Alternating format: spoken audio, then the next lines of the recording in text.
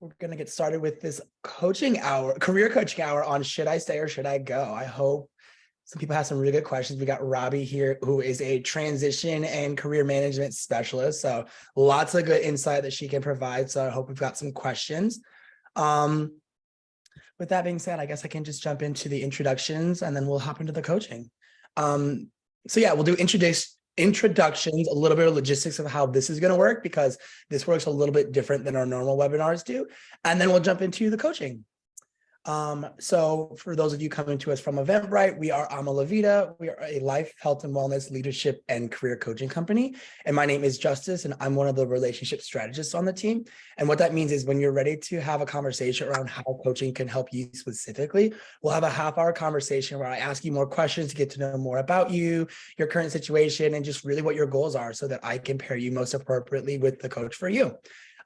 With that being said, I'm going to go ahead and post my calendar. It is first come, first serve. So go ahead and jump on there whenever you're ready. And anybody who's coming to us from a webinar does get your first session free. So that is something to think about when you're thinking through budgeting and things like that. But with that being said, okay, so how this works. So we're going to ask you to raise your hand. Robbi is going to be spotlit in the middle, and then we're going to spotlight you with Robbi. We're going to prioritize people that want to come on camera first to get a real sense of what an actual coaching session would be like with us. And then anyone that isn't able to come on camera, we will then have people that if you want to come on audio and speak with Robbi, you can do that. Or you can just write your question out in the chat and we'll be monitoring that to make sure that we do get all of those questions answered as well. So try to get to everyone as we can. And then remember that this is recorded and will be sent out to everyone who registered tomorrow, as well as posted on our YouTube channel for people to go back and watch. So just something to keep in mind as you're sharing, that this will be recorded and shared out there with everyone. And then we do ask that you stay on mute if you're not engaging with Robbi directly, just out of respect for whoever is speaking. So thank you very much. And with that, we have Coach Robbi. Coach Robbi, I gave you a little bit of an introduction. If you want to take it away and talk a little bit more about yourself, and then we'll jump into things. Absolutely. So yes, hello and welcome to all of you who are joining us today. So glad that you're here. I am, as Justice mentioned, both a career coach and a life coach with Vida. And as far as how I contribute and engage in the world, I've had tens of positions across the major sectors: corporate, nonprofit, academia, business building. I'm a sociologist by training. I'm a foster advocate, a Zumba enthusiast, and a fiber artist, movie aficionado. I love going to see movies on the big screen. An avid reader. I'm crazy curious. I own my own creativity, and I love to challenge myself daily to stay open to the possibilities. So today, what I really want to focus on is the topic of should I stay or should I go when it comes to where we are on our current career path, the positions that you have right now. So I'd like to ask a few chat response questions, if I may. And what I want you to do is just put your answers into the chat. So here's the very first question that I want to ask. How would you rate your satisfaction with your current position? So just pop your percentage in the chat. Obviously, the closer to 100, the more satisfied you are. So how would you rate your satisfaction with your current position? So I'll give you all an opportunity to kind of pop those in there. I see some 60, some 60s range. I see 80. Ooh, I see some. Ooh, I see a 35. All right, 50s. Yeah, okay. So this is rating your satisfaction with your current position, and we'll talk about that in a bit. Here's the second question. How long have you been unhappy in your current position? You can it could be a number of months, maybe it's been a number of years, right? I see some weeks here. Okay, a couple of years. Ooh, I see 5 years. Wow, a year. So again, how long have you been unhappy in your current position? So I see this kind of ranges from weeks to months to years. Well, I think the longest I've seen so far is 5 years. Interesting. Okay. Third question, and then we'll move on. with the interaction, the coaching interaction, one-to-one. How long can you see yourself from this point going forward in your current position? And I'm talking, can you see yourself, can you imagine yourself like still in that position in 2 years, in a year, in 6 months? Like, how long can you see yourself in your current position?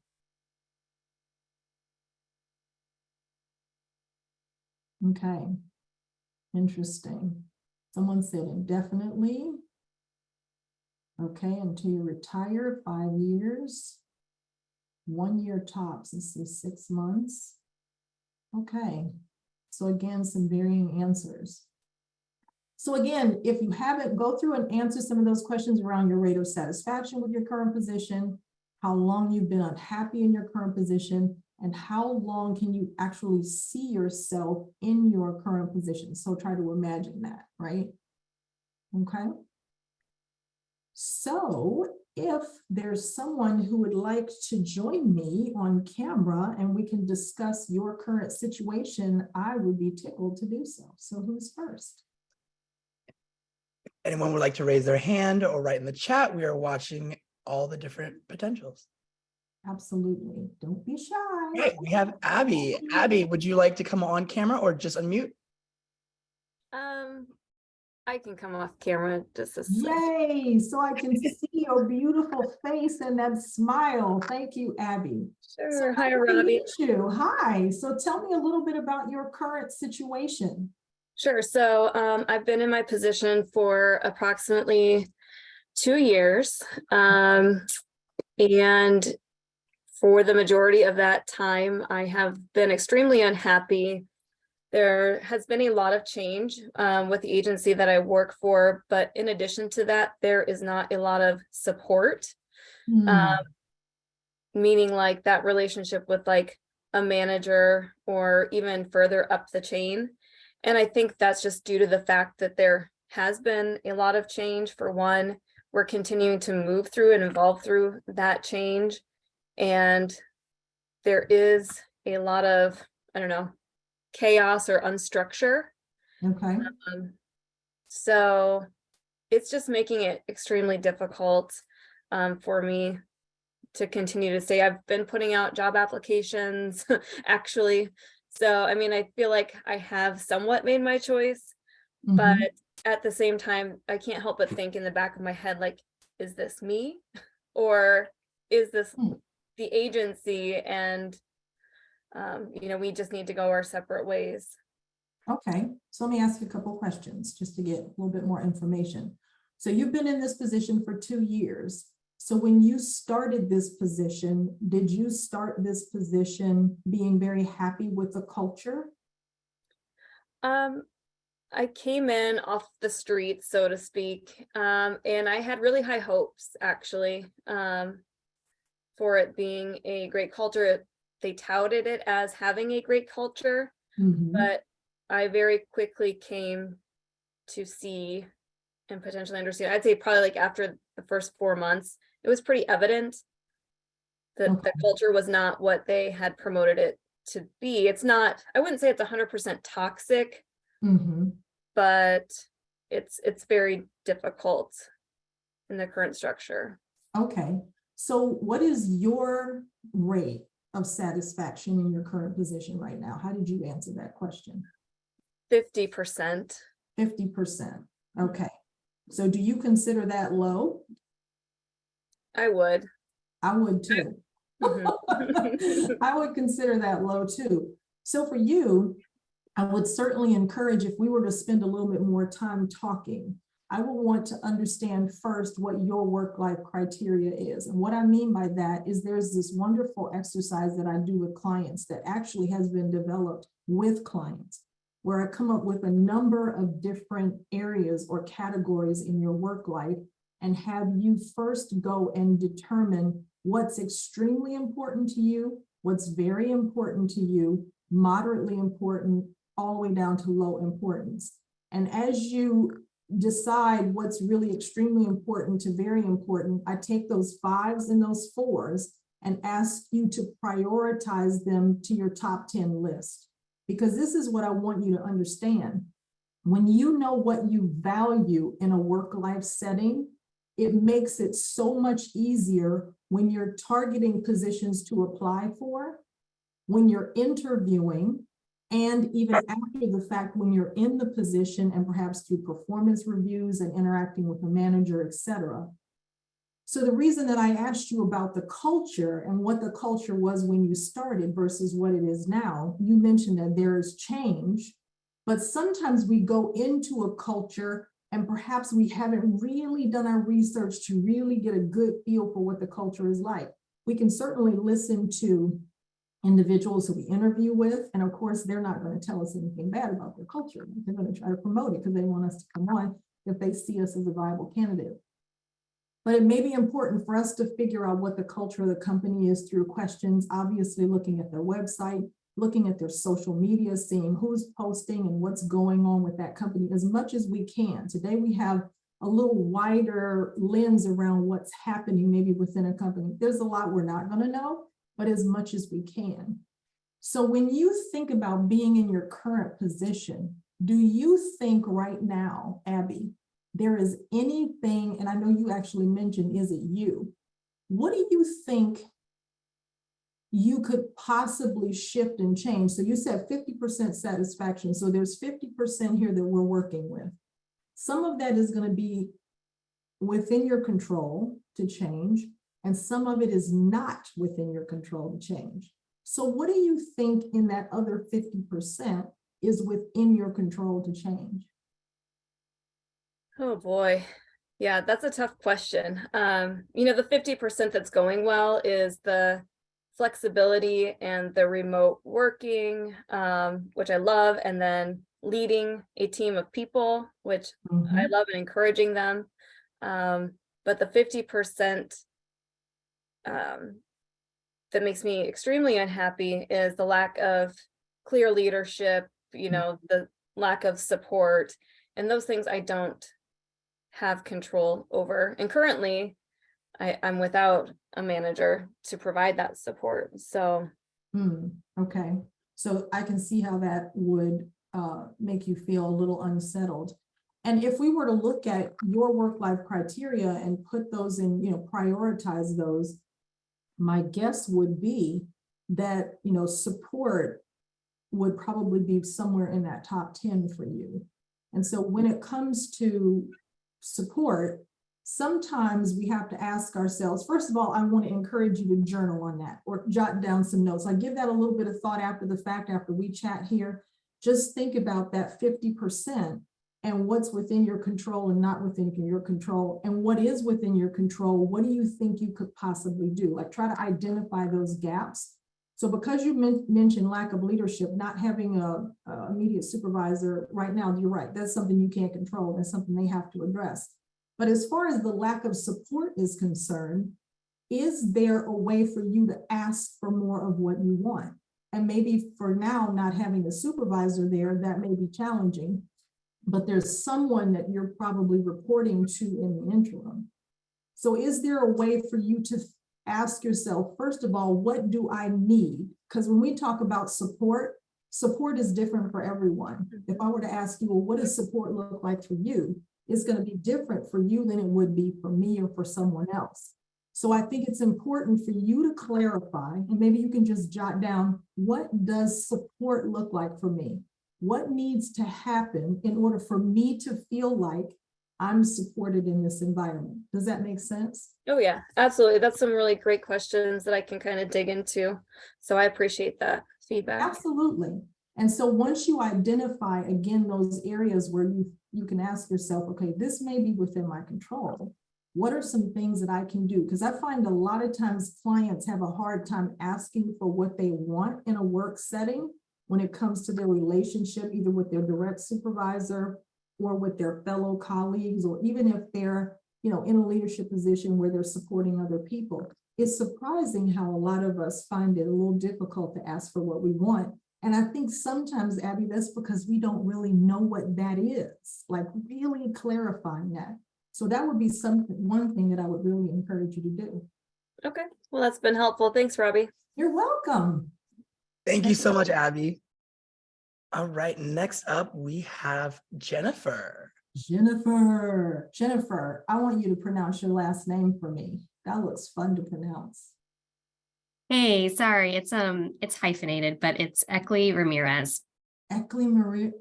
See, there we go, tongue tied. Ramirez. Yeah, when it's all together, it's pretty intimidating. So good to meet you, Jennifer. Nice to meet you. So talk to me a little bit about your current situation. Yeah, so I have been with my current company for almost 2 years now. Okay. And about 8 months ago, I did an internal rotation, which was great because the first team I started on was good, but I felt like it was very monotonous work. I was doing the same thing day in and day out. So that led to some dissatisfaction with that position.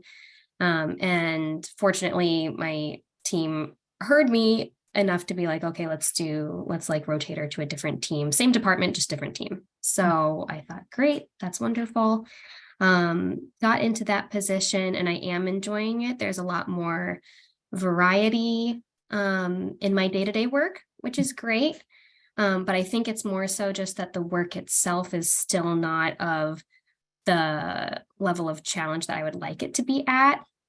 I had pursued a master's degree pre-COVID, and when I took this position like mid-COVID, I knew it was kind of settling for something that wasn't exactly where I wanted to be, but desperate times, and knew it was a company of good rapport, and so I felt comfortable pursuing that opportunity. But now I just feel kind of stuck in that. It was maybe not necessarily a step back, but definitely not a step forward in the position that I took. So even being within the same department, I still just feel like I'm not getting the kind of projects that I'd like to work on. I have spoken about it with my manager, and I know that she at least tries to add variety to my current tasks, but it's still not the direction that I would like to be moving in. Okay. So first I want to go back and reiterate what I said earlier, even with Abby, about, possibly, and again, this is an exercise that I do with clients, but you can get the gist of it, really understanding what it is that you value in your work life. So for whatever reason, sometimes we find ourselves settling for a position, right? Out of desperation, fear, there are a number of reasons. We drift into something. It's like, well, how did you end up here? Well, I felt like I had to make a decision, and this is what I chose. And obviously in that moment, you probably no doubt thought you were making the best decision at that time. But now that you're 2 years in and you're experiencing some of the challenges, you may say, maybe there's a misalignment here. And so I find that when we don't honor ourselves by selecting positions that address what we value, we find ourselves in those positions where we're misaligned. But this is past, so you can't do anything about that. You're here. So when you think about more challenge, it sounds like you had a conversation already with someone to say, okay, I'm not challenged as much. But what I would encourage you to do in the interim is to identify, take a scan of what's happening, like your work and your team, if you're part of a team or wherever it is you are and what you're doing, and see if there are gaps where you can make an impact and add more. Because sometimes when we're in positions, we nestle into a spot and we think, well, we'll kind of do what other people tell us we do in that position. And there may be opportunities for us to step up to the plate and say, I noticed a gap here. Here is a proposal to be able to do that, especially in an area that's really exciting for you, maybe where you can make a difference. So that's what I would suggest you do. Another thing that I would suggest to you and to the audience is, if we find ourselves in positions where we have settled for that position and we've considered it either what I call a bridge position or a good enough, or maybe even a great enough position, but we haven't really hit the mark with the position that we want. When you go into that position, Go in with a mindset that I'm going to have an exit strategy from day one. I have an exit strategy from day one, which means how long am I going to see myself in this position? Can I be in this position for a year? Maybe 2 years. Let's say you said my exit strategy runway is 2 years. So as soon as you start in that position, you start thinking about, okay, while I'm here, where can I make an impact? What can I do while I'm here where I can feel really good about the footprint that I left? So that's going to keep you motivated and connected, because now you're being more intentional and focused on, while I'm here, what can I do? How can I be my best in this role, even though this role is not the best role for me? And then you can see the light at the end of the tunnel, because you know in 2 years, you've got now a runway to start preparing to slowly move out of that position. So in tandem, you can be experimenting with other places to go and other things to do when it's time to transition in those 2 years and take off. Does that make sense? Mm-hmm. Is that helpful? Yes, I like the thinking about what I can do while I'm here. Yes. To make the most of it. Because there are ways for us to reboot, to recommit to a position if we haven't, and I forgot to ask you, what's your level of satisfaction in your current position? I said 60%. Okay. Do you consider that low? Yes, a bit. Okay. Mm-hmm. All right. So if you consider that low, same suggestion as I made with Abby, look at the 40% and decide what is within your control and what's not within your control. And look at what's within your control. It could be you communicate in a different way, reframe the situation, recommit to the position, look for gaps where you can make a difference. Because oftentimes there are ways for us to recommit and see where we are in a different way for a short period of time, and make sure that you have a light at the end of the tunnel where you know you're going to be transitioning out. Perfect. Thank you. I appreciate You're welcome. your getting on screen and chatting with me. It was fun. No problem. Thank you. Thank you so much, Jennifer. And then we do have a question in the chat. So I'll read it. It says, could you please share some ideas for how to move out of an administration assistant position? It seems like one of those dead-end positions without a clear career growth plan. Management doesn't seem very supportive in exploring or encouraging, and I know I need to take action on my own. Okay, so I have been in this position, okay, personally, professionally, I should say. And so one thing that you can do when you find yourself in, for example, more specifically, an administrative assistant position, if you have decided that you want to remain in this company, right? If you decide that you like the company culture, you like the people, and you want to stay where you are, my suggestion would be for you to look around at the various different departments and the people that are in those departments and make a decision about where you think you may want to move. So in my case, I wanted to move into an HR position. So I wandered my little cell phone over to HR. I'd been watching the individuals there, and I identified a woman there who I really admired, and I asked her to serve as a mentor for me. I told her that what I wanted to do, and I wanted to be very intentional about it, and I asked her if she would be willing to help me to make that move. She served as my mentor and helped me to move into that space. And then from there began to move to another position within the HR space. So sometimes it's through connecting with someone, if you want to stay where you are, finding someone who can serve as a mentor to create a bridge to where the department where you find, you may be interested, curious, want to know more. And by having a mentor in that space initially, you can ask more questions to get a better feel for what happens in the department, and is that something that you really want to do? And so if it's within, that would be something that I would suggest. The same could be, the situation if you wanted to move out of that company and into another position. Probably a good idea would be to make a lateral move and move into a company or into a situation where you want to be, go in through that door, the administrative assistant door or the executive assistant door, and then again, start looking at individuals who you admire, who could possibly serve as a mentor or someone who could have regular conversations with you to help you to understand what the roles are in that department and what you could do to learn more, to get better, to upskill, to expand your, your learning in that space, etc. So I hope that that answers the question. There could be more we could talk about related to that, but I think generally speaking, that's how I would answer that question. And then we currently don't have any hands raised. Carla, do you want to add any follow-up or any other context to that, or are you okay with the answer? I just took my mute off so I could thank Robbi. That is, those are good ideas. I appreciate that. Oh, you're welcome. Absolutely. And it can work. You may hear no, but if you don't take the risk and reach out, you'll not hear yes. Right. Yes. So keep going. Don't stop if it's something you really want to do. Great. Thank you so much. You're welcome. Absolutely. Thank you. So here's a couple journaling questions as we wait to get a couple hands going. Here's one question that I'd like to ask.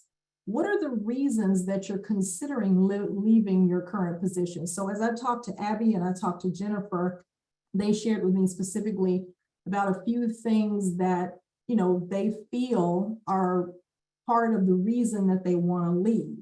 Another question that you can also ask is, will I continue to grow in my current role or is my growth limited? So that's something else that you can ask yourself. Will I continue to grow in my current role or is my growth limited? And does that matter to you, right? I see another hand here.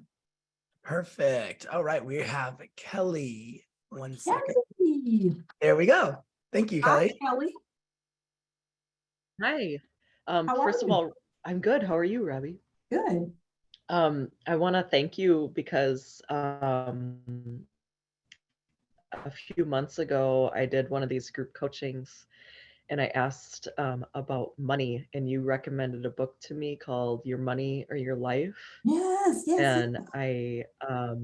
And I read that book, and it totally blew my mind, and really has got me thinking about like what is money to me. So just want to say thank you, first of all, for that. Oh, you're welcome. It's a fantastic resource. So thank you for saying Yeah. that. It's always nice to know that someone picked up on a resource and it was actually beneficial. So thank you for sharing. Yeah, that. it was super beneficial. Excellent. I guess my question is, I have already left my job, gone through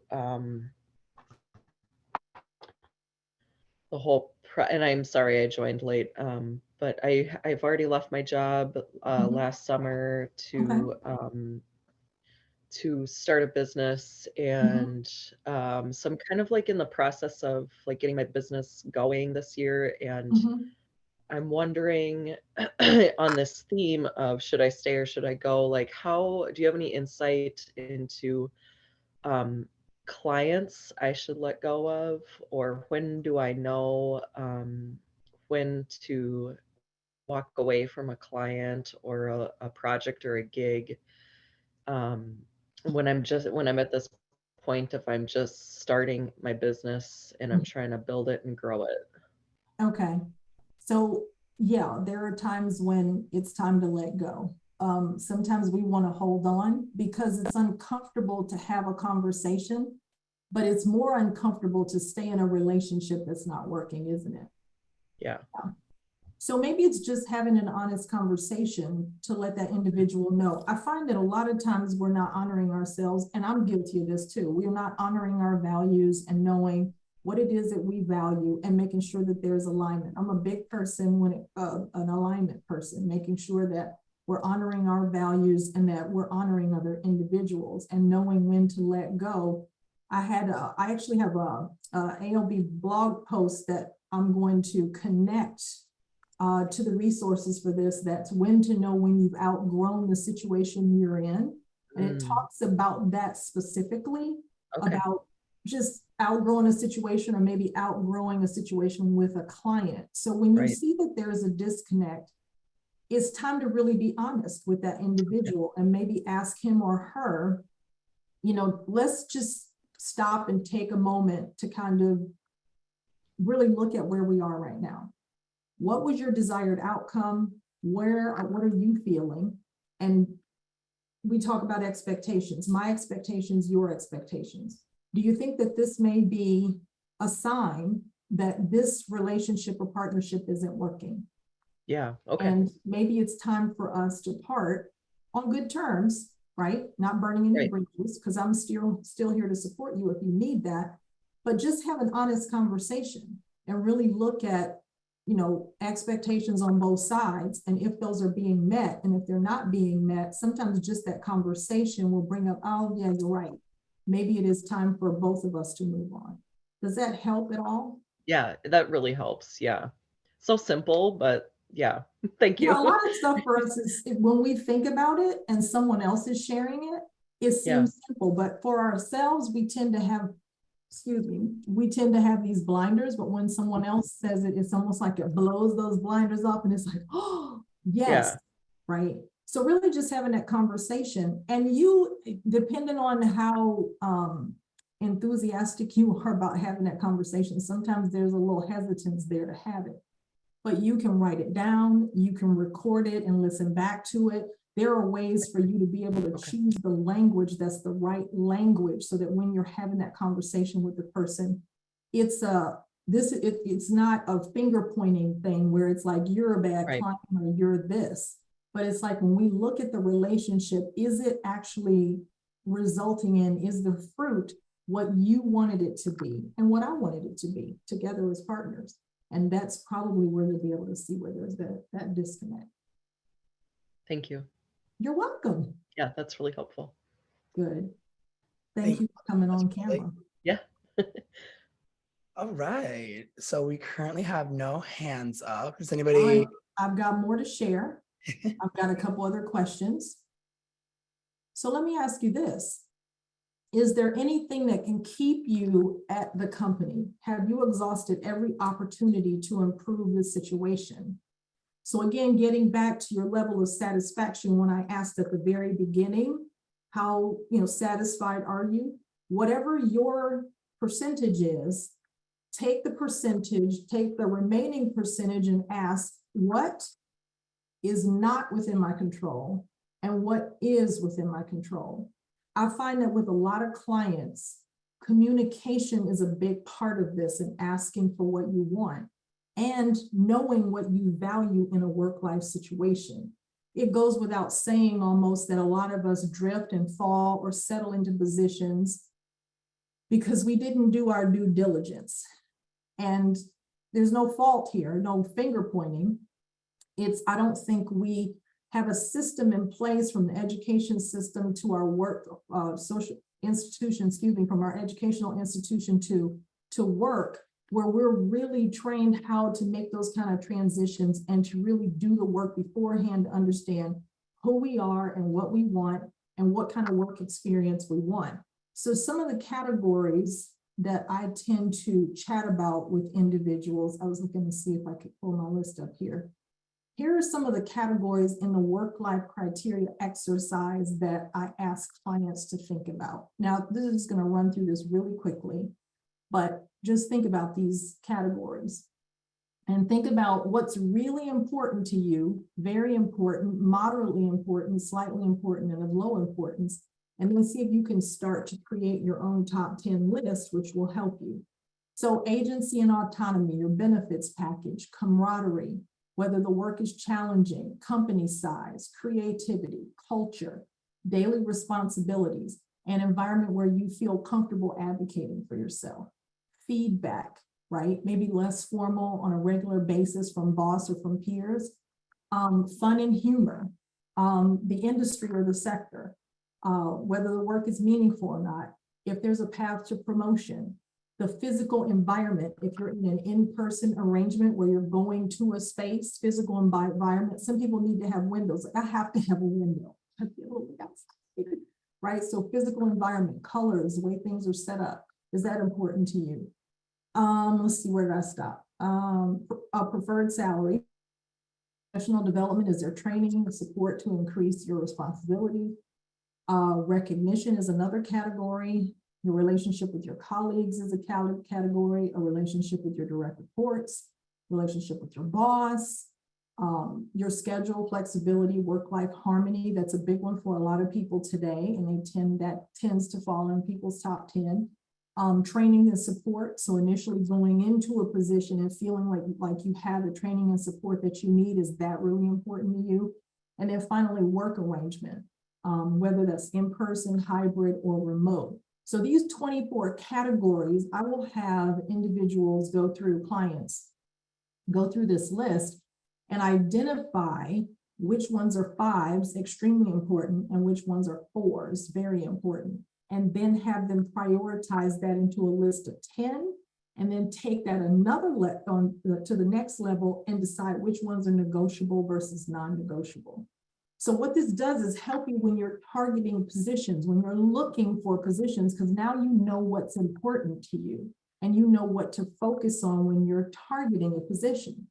This list is also helpful in an interview process, because now all of this is not going to be revealed in a job description, but via an interview, you can say, okay, this is important to me, so let me craft a series of questions, depending on the amount of time I have in an interview, to ask about these specific things. So, for example, I think it was one of the clients that I just talked, individuals who I just talked to, mentioned the culture, right? So asking questions about the culture, not just taking what they say about their culture, right? Or what you're reading on, for example, their website, because you'll have a mission and a purpose, and obviously companies have that. So really get down into the weeds and be able to say, how can I ask a very smart question to be able to get to what I want to know, to see if that's the kind of environment I really want to work in.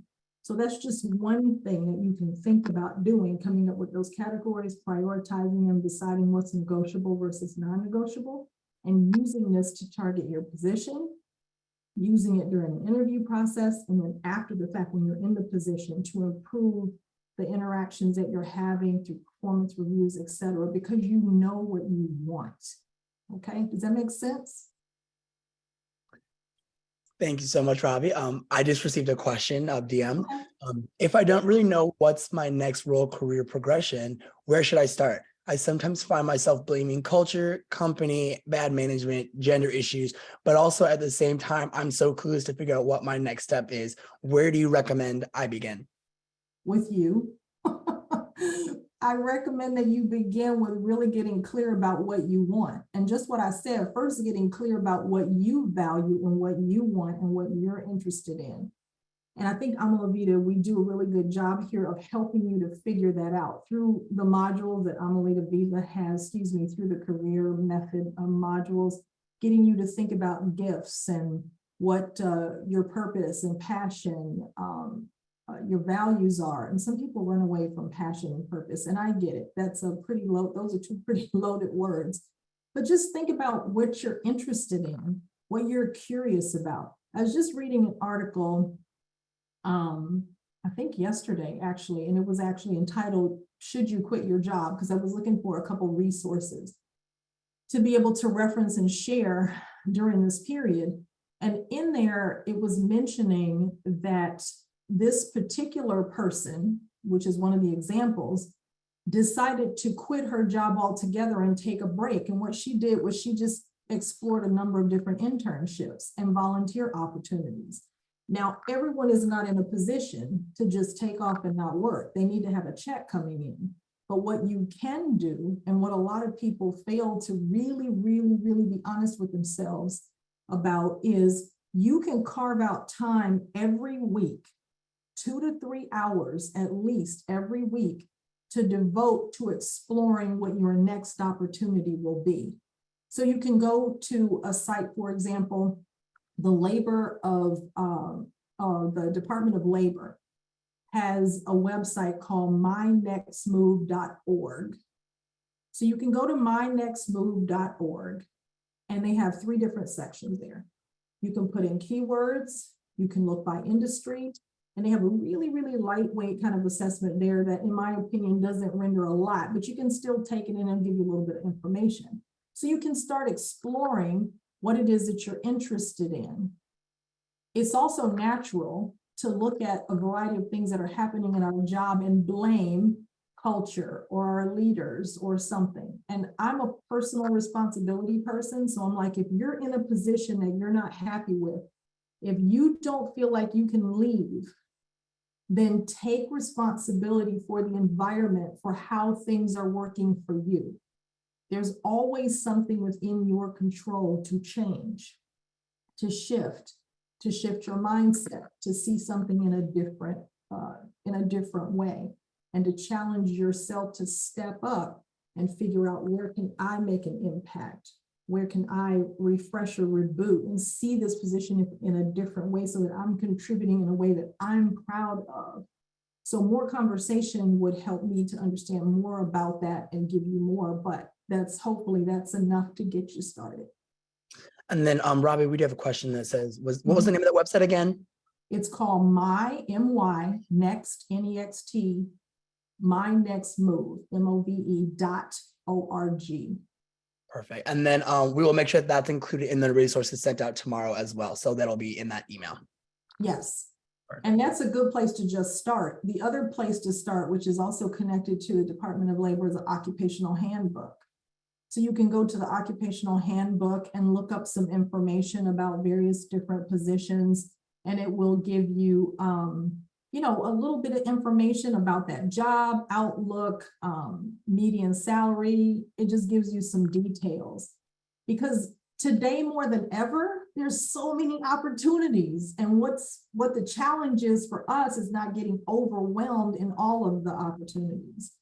But because there are so many, it's hard to be able to narrow our focus.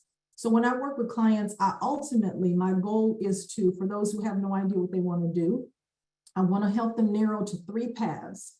For me, 3 is the magic number so they don't get overwhelmed. So once we narrow it to 3 paths based on your interest, sometimes I'll have individuals actually create their ideal job description. For some clients, that's really overwhelming. I asked a client this week, if I asked you to create your own ideal job description, would you be able to do it? He's like, no.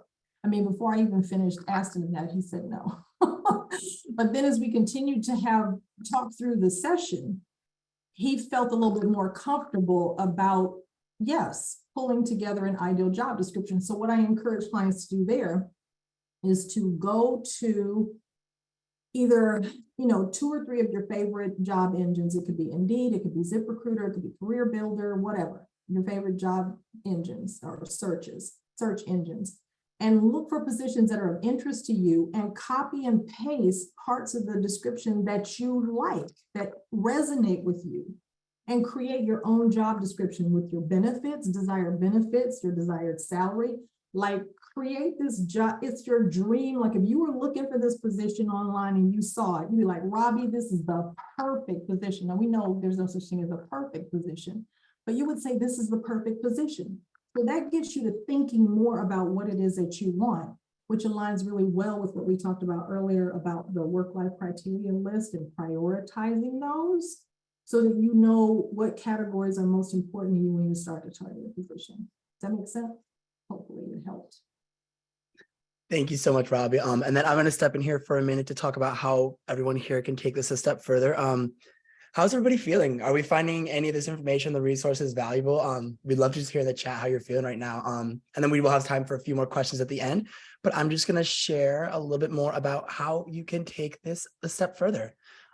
As you're getting a little taste of it now, we're here to support you in these one-on-one 45-minute sessions with your personally matched coach. And during that time, you're going to get just so much insight, so much support, and someone there to hold you accountable and help you kind of go through the motions and get toward that end goal of whatever that is that you're working towards.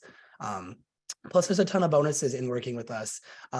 First of all, you have access to our ALV Slack community, which is what's great about that is that it's full of all of our current clients as well as all of our coaches. So it's a really healthy environment we've been able to create where people post job descriptions, webinars, seminars, discussion posts, mindfulness tips, and really just all sorts of things like that. But what else is really cool is that our coaches are constantly creating new content. For example, the weekly free webinars, as well as they're always making and sharing blog posts. And if any of the other coaches on our team was to ever post something that kind of caught your eye, you wanted to lean into or explore a little bit more about, you would then have the opportunity to substitute any of the sessions with your main coach with any coach on the team. And we call that celebrity sessions. So that's your opportunity to really dive into the niche skill sets that any of the coaches on our team could bring to the table. And a lot of our coaches really love sharing clients and really encourage this during their time here with us. Additionally, there's 8 group coaching sessions every month. And what this looks like is they are included in your membership. And there's 8 sessions. They range the day of the week as well as the time of the day to try to accommodate as many people as possible. But they also range the coach leading the session as well as the session topic itself, from general life and general career to super specific things like LinkedIn optimization or imposter syndrome. So there's a wide variety of content that we offer every month, and we really encourage people to attend these in addition to your one-on-ones, just to get that extra support, insight, and accountability. And people are really loving those. Plus, you meet like-minded individuals going through some of the same things that you are and could bounce ideas off of that. So you never know what could come from the group coaching sessions.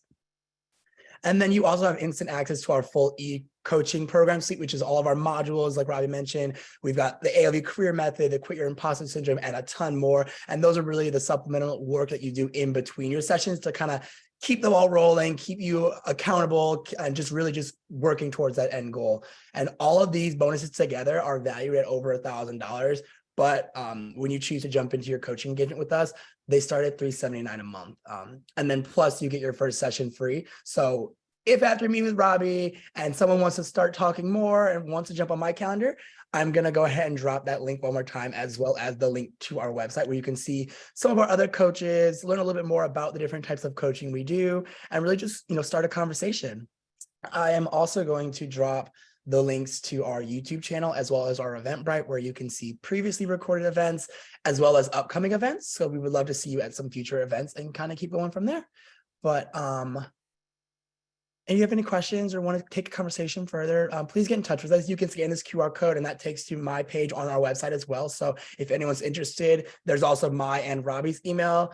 We would just love to talk with you. We love supporting people. We love what we do. And yeah, that's pretty much all that I've got on my side. So Robbi, with the last 10 minutes we have, who's got some last minute questions for us? And while we're waiting for a hand, I'll probably share a couple of points here. One thing I want to note about, whether you should stay or whether you should go, when you're thinking about quitting, I find that when someone has gotten to that point, you're really past the expiration date. You've been thinking about this for a while. And when things really are going poorly for us, we really don't actually walk away. We kind of increase our commitment to the cause, right? We kind of dig our heels in and we stick with it. And we've got companies as well as people who, and we know we have probably done that ourselves. And so we're so good at rationalizing to stay put. But when you consistently feel like you're not being challenged, or you're feeling depressed, or you get up in the morning and you don't want to go to work, or on Saturday and Sunday, you're already dreading Monday. If Monday is what your start date is, because now we have so many different, configurations as far as how we do work. It's really important for you to assess that. That's why I asked at the onset, what's your rate of satisfaction? Because when you start thinking about that, if it's under 60%, really start thinking about that. And that's why I asked, is that a low rate for you? Because it depends on whether it's a low rate for you, and really thinking about what you can do. I think it's also important to remember too, and there's some really great articles and a couple resources that we're going to include when they make the recording of this available for you. But, if you were to change jobs every 3 to 5 years, you kind of be right within the average. Job switches may reward you with a higher compensation and a broader base of skills. Whereas if you're staying too long in a job, it could possibly hinder your employment prospects. Okay. So, if you're in a lengthy tenure with one company, it might give the impression that you're really not interested in growing in your career, and may lead employers to kind of think that maybe you're not flexible or open-minded to take on the success of a new role. So those are things to think about as well. And again, going back to, I can't say it enough, around really getting clear about what is of value to you in a work-life situation, so that when you're making these decisions, you're making a decision that's going to hopefully land you somewhere where your level of satisfaction is high. And if you have to make a decision that means you're taking a bridge position or a good enough position or something that's not quite right yet, you can go into that position, just to reiterate, with a exit strategy. So you have a light at the end of the tunnel, and then in tandem, you're working on, okay, what am I interested in? Where do I want to land next? What do I want to do? What do I want my contribution to be? What do I want my impact to be, etc. So it's really important to keep that in mind, and we can always reframe a situation to see it differently. So challenge yourself to do that in a position where you feel like you're not sure. And I want to end with another point. A lot of times what individuals will do when they come up to this, should I stay or should I go? They'll create a pros and cons list, right? These are the reasons I should stay. These are the reasons that I should go.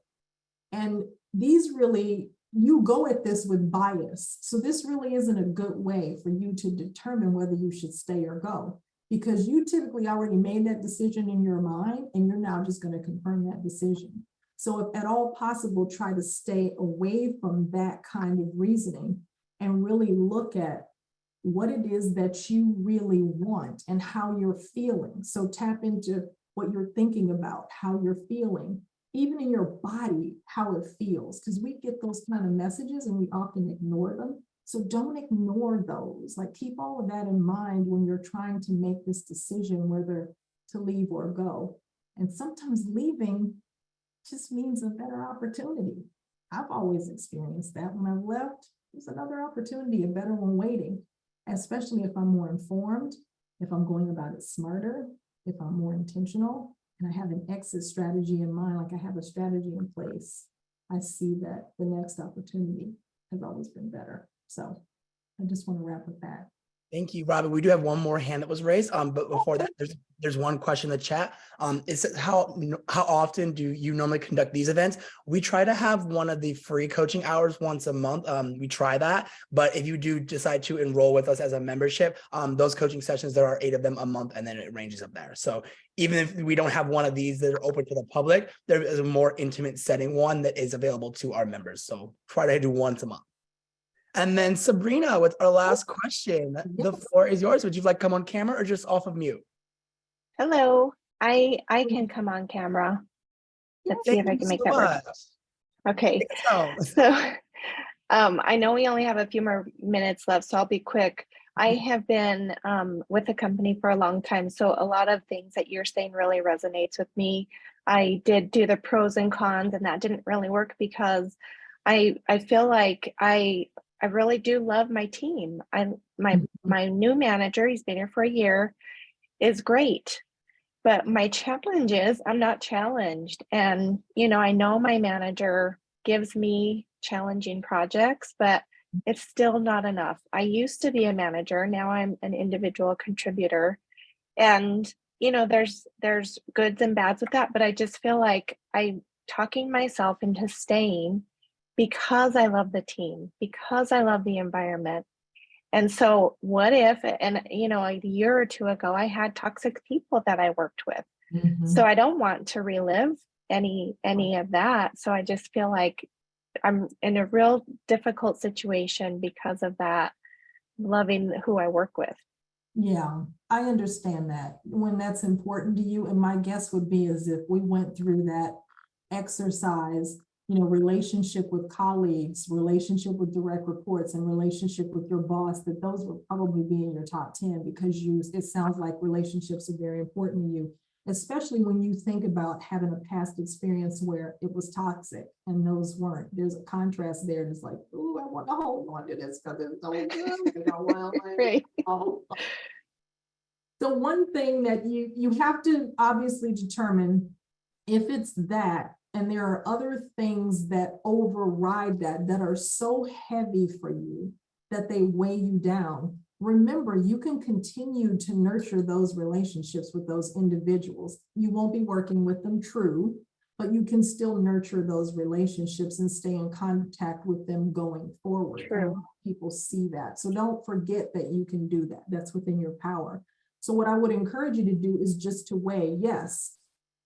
When you think about, and what's your level of satisfaction in your current position? I'm curious. Give me that number.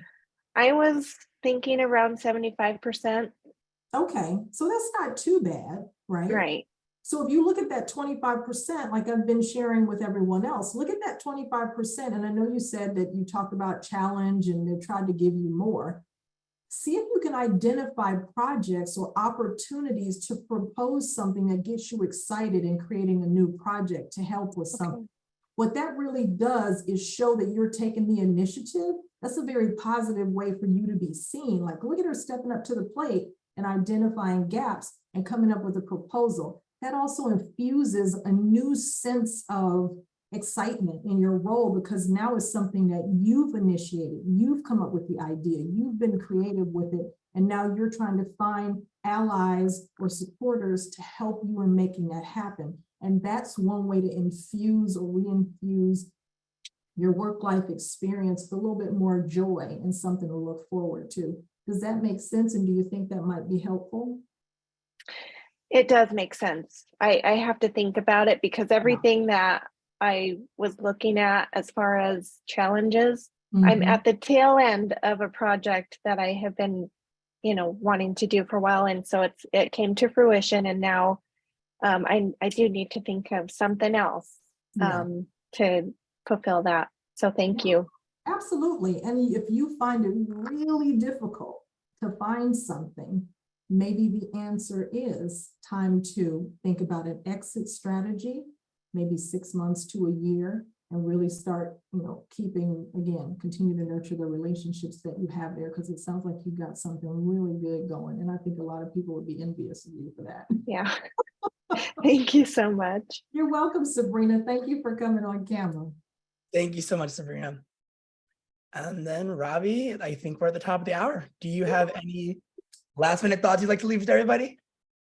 This is a hard decision to make for a lot of people, and I get it. And some of the resources that we're going to be sharing with you, I've got some articles in here from Harvard Business Review, from Washington or the Wall Street Journal, a couple books. One book actually titled "Quit: The Power of Knowing When to Walk Away" by Annie Duke, and a podcast of her talking and interviewing on that we're going to include in the resources, as well as a book it's not out yet, but it's going to be released in the next week or so. And I'm ready to read it when it gets released, called 2 Weeks Notice: Find the Courage to Quit Your Job, Make More Money, Work Where You Want, and Change the World. So that's for those of you who may decide that you want to quit your job and take on an entrepreneurial project and go into something on your own. And she kind of helps you with that. So don't despair, just really tap into who you are and what you want, and try your best to make very intentional decisions along that line. And if you need additional help, I'm here. Well, thank you so much, everyone, for your time today. And thank you, Robbi. We look forward to seeing you in the future, and have a great rest of your week, everyone. All right, take care. Bye.